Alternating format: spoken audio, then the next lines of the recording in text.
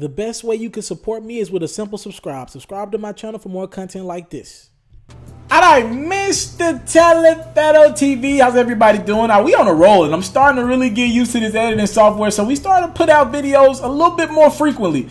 So, King James, LeBron James, as you all may know, LeBron is off to another phenomenal start to his season.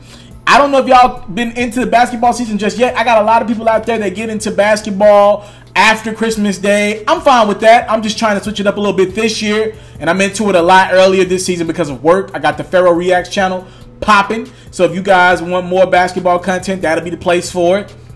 But I'm into basketball earlier than usual. My season typically starts on Christmas Day, but I'm into it a little bit earlier this year.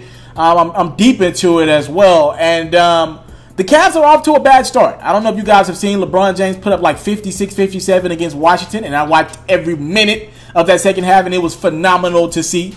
That might be LeBron's last 50-plus point game of his career. Who knows? All right, he's known for being a passer more than a scorer. So who knows if he can put up 50 again, but he's off to another phenomenal start to his career. But his Cavalier teammates are not.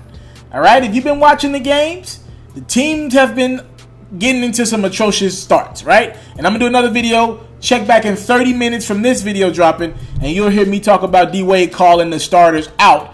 But the Cavs have been atrocious, right? They got a couple injuries. Tristan Thompson is out for about a month. Isaiah Thomas has yet to play yet, and we're going to get into the guy that was traded for Isaiah Thomas in a couple seconds. He is yet to play yet. The Cavs don't have enough options offensively. The floor spacing is bad. D. Rose is off to a really good start this year, but the thing with D. Rose is he's getting himself baskets, and they really don't create an influence or impact on the game, right? D. Rose can get to the lane, 15, 16 times a game, right? Make 7 or 6 of those shots. I think defenses are fine with Derrick Rose getting his because he's really not making anyone else around him better, and also D. Rose is not a good floor spacer.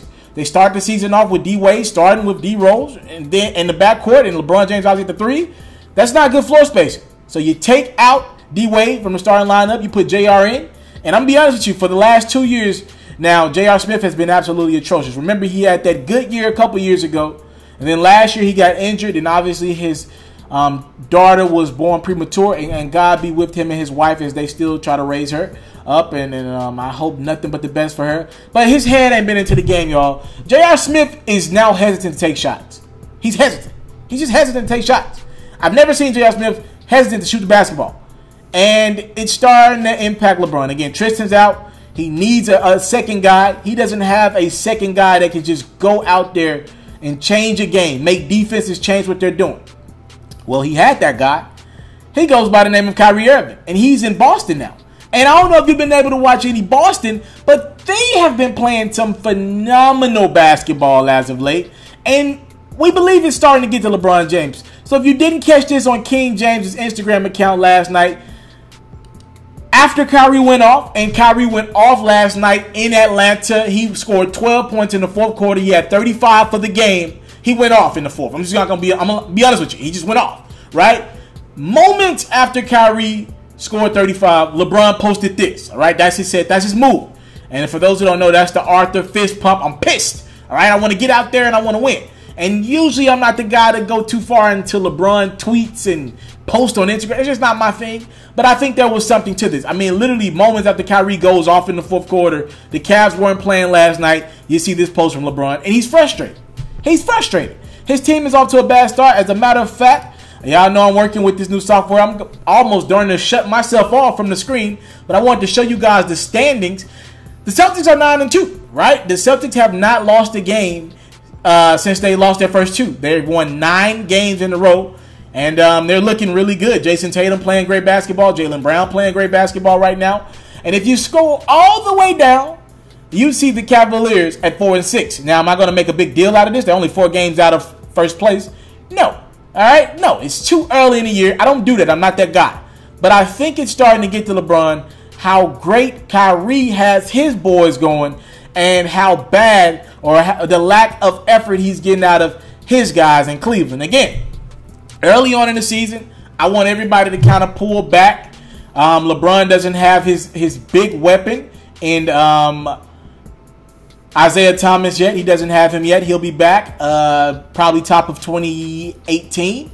I want everybody to pull back. Again, it's early in the season. I know guys overreact. The media overreacts. Let's pull back. Let's slow down.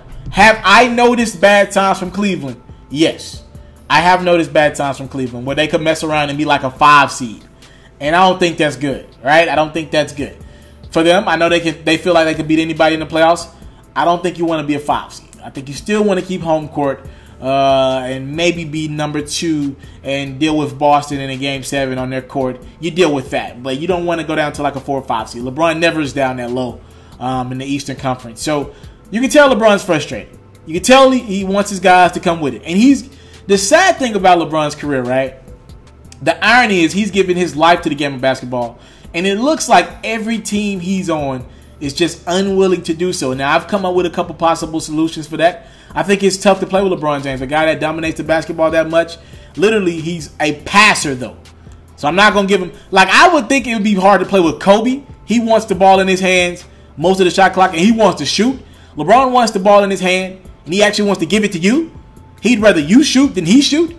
But I think because he has the ball in his hands so much, people take it for granted. They stop putting in the work ethic. I think people look at that they got LeBron on their team and they stop grinding. They stop putting in that work. And that's literally been the detriment of his career. He's in phenomenal shape. The best we've seen an athlete at 33. And the irony is his teammates have, if you look around LeBron's career, everywhere he's gone, injuries have trumped it. In Miami, even if you date back to the first time in Cleveland, and definitely this time in Cleveland, look at the first time they were in the finals, he lost Kevin Love and Kyrie, right? I mean, he just has not been able to have healthy legs around him like he's been able to keep his body in shape and dedicate his life to the game of basketball. Again, I want everybody to pull back. I know LeBron's frustrated right now. Just kind of sit back and just chill. If they can remain a couple games over 500 or get to a couple games over 500, kind of coast through Christmas, get to around January and Isaiah comes back, I think they'll be fine. You got a floor spacer in Isaiah Thomas. He can shoot the 3 ball. He can get his own shot. Defensively, he's going to be a liability. I think the Cavs will definitely be in the business of making a trade.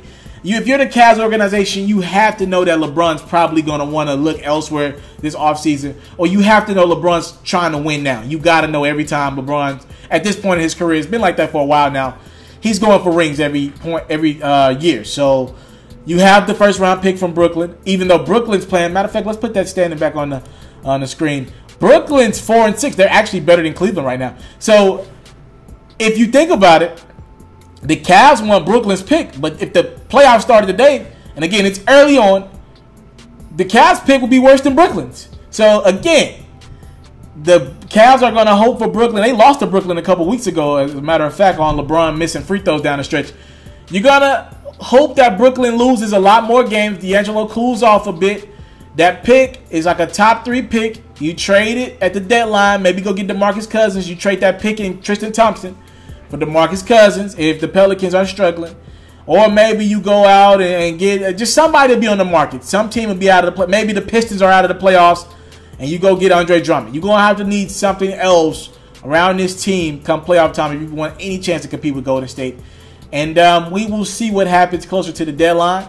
I think they got to make a move. I think J.R. Smith got to go. I don't know what team will want him, but you got to try to find a way to trade J.R. Tristan. Those are the 2 problems to me.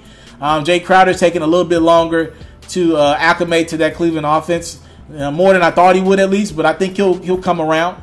But you got to find a way to get rid of one of LeBron's buddies, J.R. Smith and Tristan Thompson. All right, what do you guys think about LeBron being frustrated? Posting them. I'm mad at this. I'm tired of it on his Instagram account. Obviously, he's frustrated at how his team has started their season. Subscribe to my channel for more exclusive content like this. I'm coming, y'all. I'm telling you, these reacts starting to get better and better. I'm out. What's going on is yours truly, Mr. TALIAFERRO. And if you enjoyed this latest video, whether it's sports, hip-hop, or other culture-related activities, please subscribe to my channel right now. And if you want more from TALIAFERRO, you can always subscribe to the React channel for more of your latest reactions and music and sports highlights.